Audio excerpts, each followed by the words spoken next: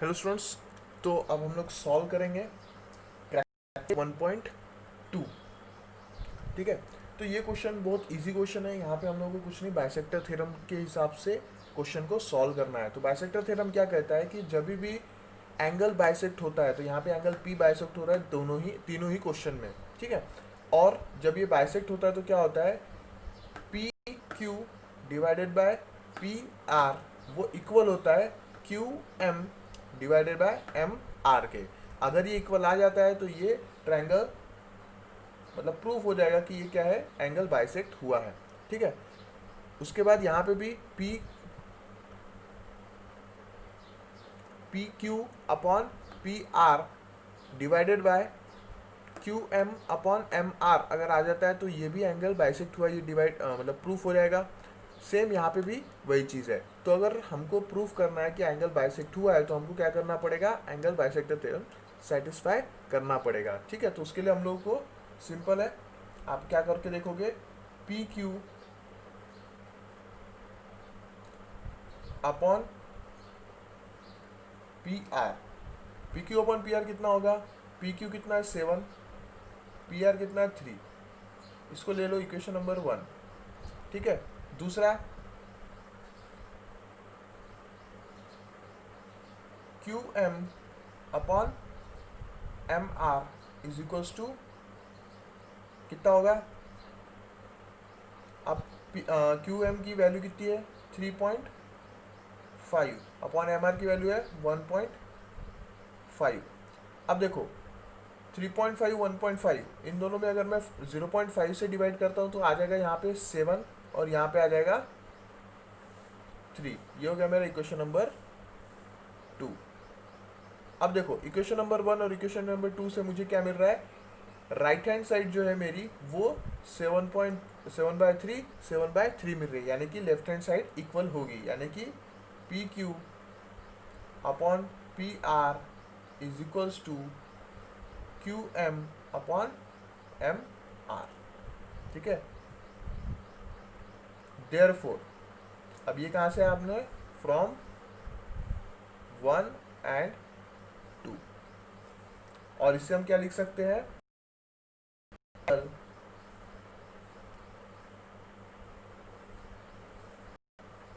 Q P R is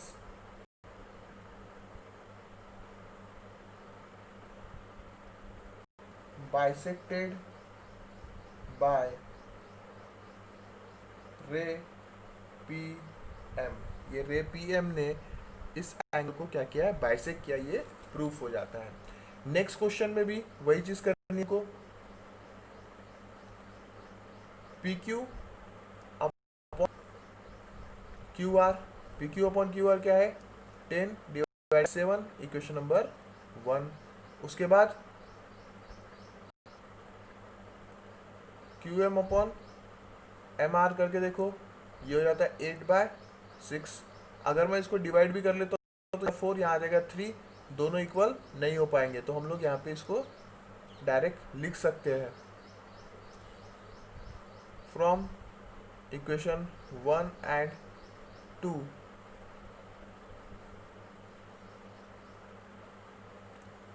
P Q upon Q R not equals to Q M upon M. Therefore ray P M will not bisect angle QPR। Next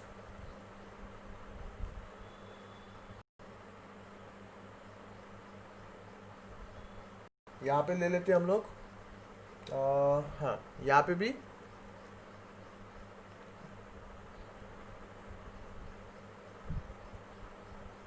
P Q upon Q R is equals to, अब P Q कितना है 9, Q R कितना है 10।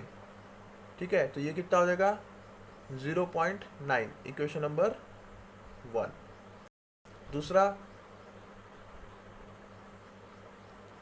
Q M upon M R कितना है 3.6, करेंगे 4 से तो क्या मिलेगा 0.9, फिर से इक्वेशन क्या मिलेगा मुझे 0.9 मिलेगा, तो इक्वेशन नंबर 2 भी 0.9 है।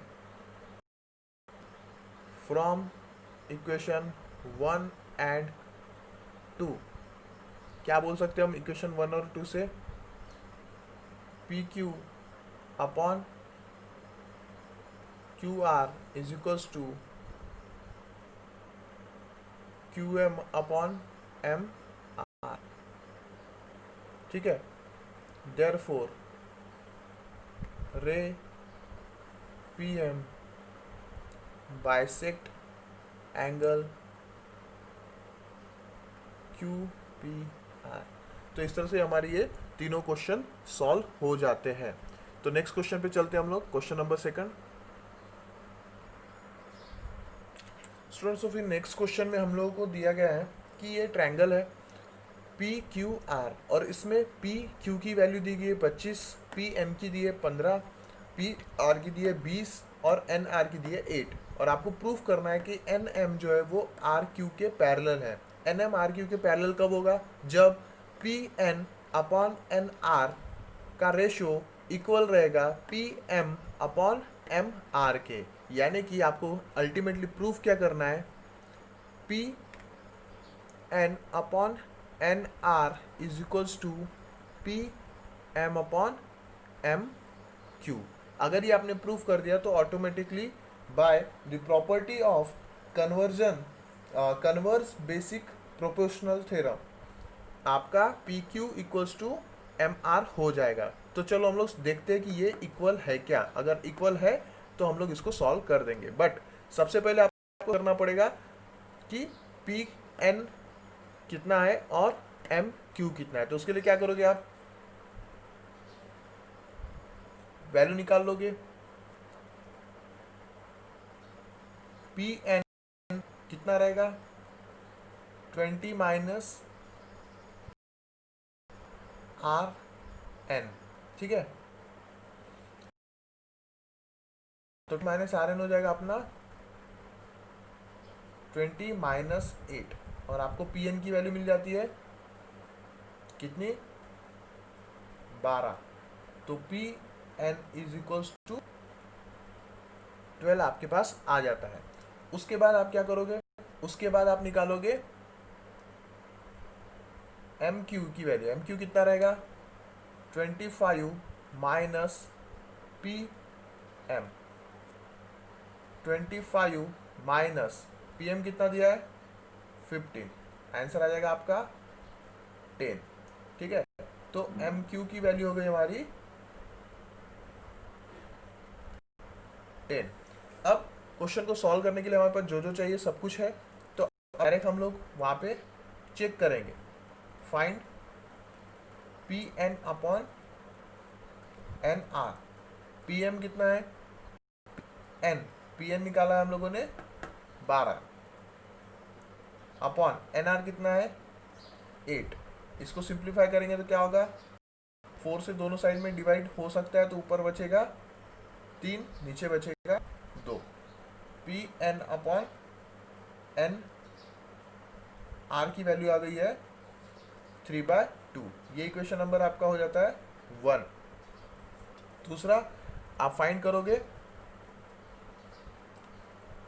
M P upon M Q की वैल्यू। एम पी की वैल्यू देखो कितना है 15 है, डिवाइडेड बाय एम क्यू की वैल्यू देखो निकाला हम लोगों ने 10। 5 से ऊपर नीचे डिवाइड हो सकता है, तो 5 दिया यानी 5 3 ज़ा 15 और 5 2 ज़ा 10। तो ये हो गया आपका एम क्यू की वैल्यू, और ये इक्वेशन नंबर 2। अब देखो इक्वेशन नंबर 1 इक्वेशन नंबर 2 में आपको राइट हैंड साइड इक्वल दिख रहा है, इस वजह से क्या होगा इक्वेशन दोनों जो है वो इक्वल हो जाएंगे। तो from equation number 1 and P N upon N R equals to P M upon M Q, ठीक है। इक्वेशन नंबर 1 और 2 से ये सेटिस्फाई हो जाता है। और इसके लिए हम लोग लिखेंगे therefore side L M parallel side Q R by converse of basic proportionality theorem. ठीक है, converse of basic proportionality theorem से ये सेटिस्फाई हो जाता है। चलो नेक्स्ट क्वेश्चन देखते हैं। स्टूडेंट्स, तो ये मैं तीसरा क्वेश्चन ले रहा हूँ यहाँ पे। अब तीसरे क्वेश्चन, छठवें क्वेश्चन और आठवें क्वेश्चन तीनों की एक जैसी ही आंसर निकलने वाले। तो मैं तीसरा क्वेश्चन सॉल्व कर रहा हूँ, छठवां क्वेश्चन और आठवां क्वेश्चन आप सॉल्व करोगे। नहीं आया तो आप मुझे कमेंट में नीचे बता सकते हो कि नहीं आया, मैं आपको उसके लिए वीडियो की लिंक शेयर कर दूंगा। ठीक है स्टूडेंट, तो चलो हम लोग स्टार्ट करते हैं। यहाँ पे पी एन एम एक ट्रायंगल दिया गया है जो वो बाइसेक्ट हुआ है, यहाँ पे सिंबल दिया है। ठीक है, इक्वलिटी का सिंबल, और ये दोनों एंगल सेम है। ठीक है, यानी ये बाइसेक्ट कर दिया गया है। एन क्यू ये है एंगल बाइसेक्टर। दूसरा आपको फाइंड क्या करना है, आपको फाइंड करना है क्यू पी।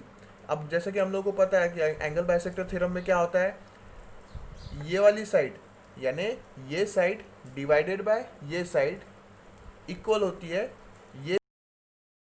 ये साइड की। ठीक है, तो आपको क्या निकालना है, ये साइड निकालना है। तो आप डायरेक्ट क्या करोगे, बाइसेक्टर थ्योरम लगाओगे और आंसर निकालोगे। बाय एंगल बाइसेक्टर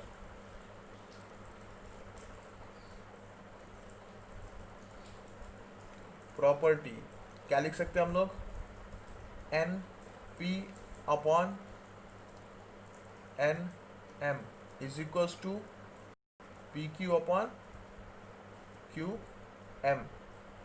अब वैल्यू पुट कर दो, एन पी कितना दिया गया है 7/5 divided by P Q upon 2.5। 2.5 दूसरे साइड में जाएगा तो क्या होगा, 7/5 को मल्टीप्लाई 5 बचेगा क्या, पी क्यू।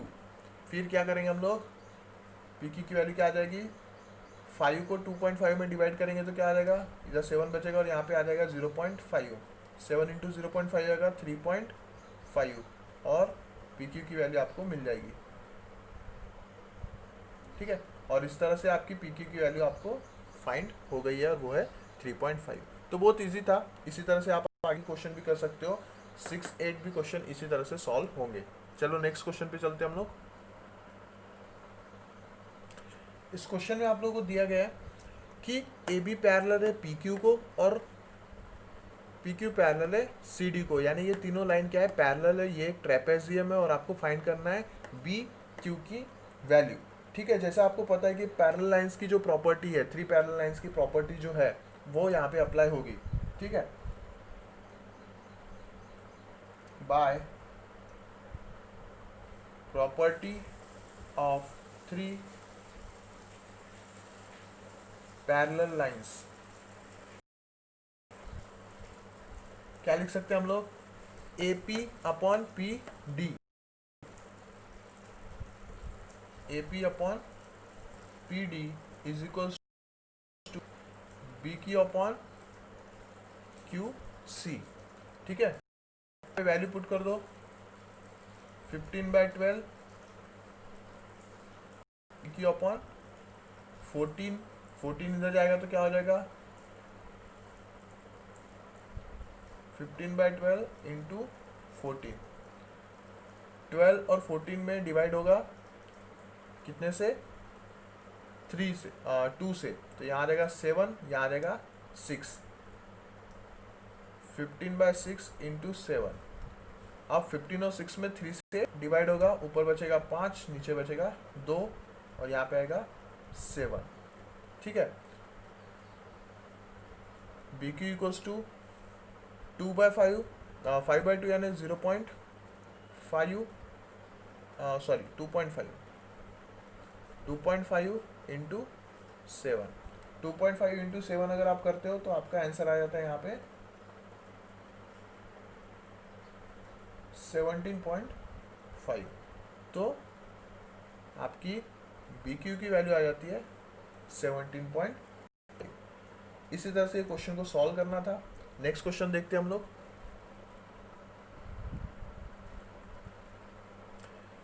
क्वेश्चन में हम लोगों को 3 पैरेलल लाइंस दी गई है, ठीक है, ए बी सी डी और ई क्यू। तो पिछले क्वेश्चन में वाला क्वेश्चन सॉल्व किया था और ये भी वैसा ही क्वेश्चन है।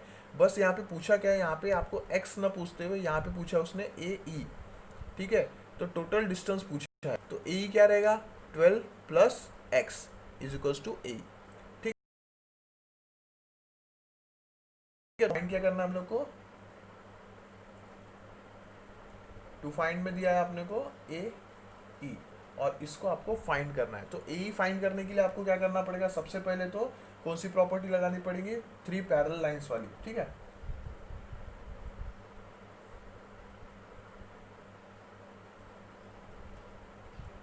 By property of 3 parallel lines. अब क्या होगा, 3 पैरेलल लाइंस के हिसाब से क्या होना चाहिए, B D upon D F is equals to A C upon C E. B D की वैल्यू क्या है 8 upon C F, D F की वैल्यू है 4। यहाँ पे आ जाएगा ए सी हो जाएगा 12 और ये आ जाएगा एक्स आ जाएगा नीचे।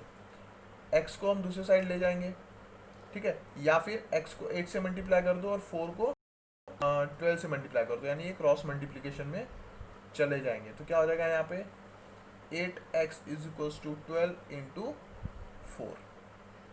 या फिर आप एक और चीज कर सकते हो, हम लोग यहाँ पे डिवीजन कर देंगे और यहाँ पे आ जाएगा 2, ठीक है। 8/4 इक्वल्स टू 2 और यहाँ पे 12/x, x को उधर ले जाएंगे तो बच जाएगा 2x और यहाँ बचेगा 12। फिर क्या करेंगे हम लोग, x को इधर रखेंगे, 12 के नीचे 2 लेके आएंगे दूसरे साइड में और हमारे x की वैल्यू आ जाती है। तो फिर x की वैल्यू हमको मिल जाती है यहाँ पे 6, ठीक है। 12/2 इज इक्वल्स टू 6। तो x की वैल्यू आपको आ गई है 6। पर आपको x नहीं पूछा है, आपको ए ई पूछा है। तो ए ई क्या है, ए ई है ए सी प्लस सी ई, यानी कि 12 प्लस एक्स मतलब 12 प्लस 6, यानी कि 18 आपका आंसर आ जाता है। तो ए इक्वल्स टू 18, ये जो है ये आपका फाइनल आंसर है। अगर आप छोड़ देते हो तो आपको 50% मार्क्स मिलेंगे, यहाँ तक लाओगे तो पूरे मार्क्स आते हैं। नेक्स्ट क्वेश्चन देखते हैं स्टूडेंट्स। इस क्वेश्चन में आप लोगों को दिया गया है कि ये एक ट्रायंगल है ए बी सी, ये बाइसेक्ट हुआ है, एंगल बी बाइसेक्ट हुआ है बी डी के द्वारा, और यहाँ पे x-2 x+2 x+5 और x ऐसे वैल्यूज दी गई है और हमको फाइंड करने को कहा है कि x की वैल्यू क्या होगी।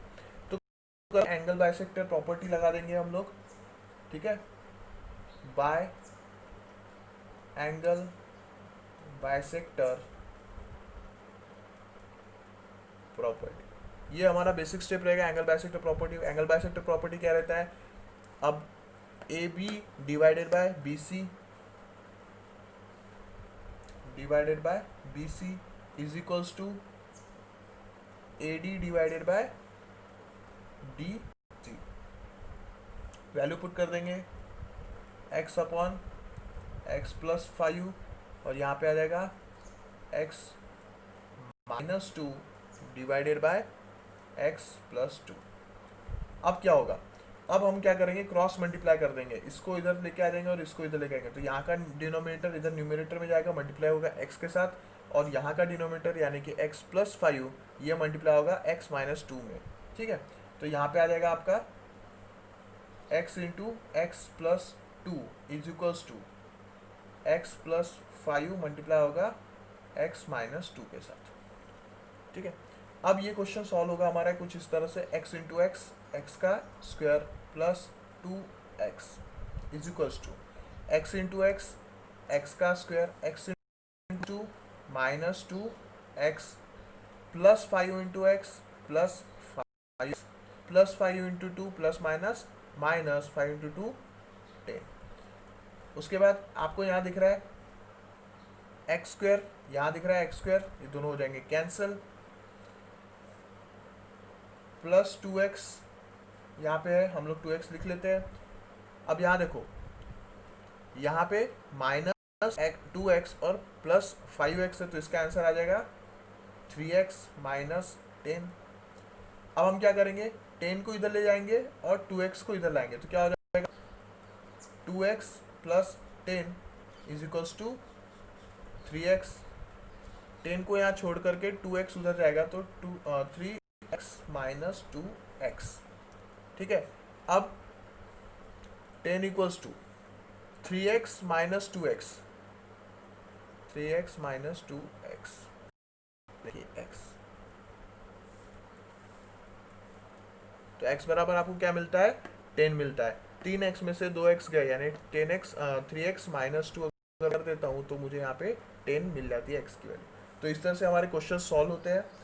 अगर आपको कोई क्वेश्चन नहीं समझ में आया या फिर कोई क्वेश्चन आपको पूछना है तो आप मुझे कमेंट में लिख के बता देना, और बाकी के आगे वीडियोस मैं डिस्क्रिप्शन में दे दूंगा, आप उसमें जाके भी देख सकते हो। तो इसी तरह से इस चैनल को सब्सक्राइब कर लो और सारे क्वेश्चंस आपको यहाँ पे सॉल्व करके मिलेंगे। कोई डाउट है, डिफ़िकल्टी है, तो आप मुझे कमेंट करके भी बता सकते हो।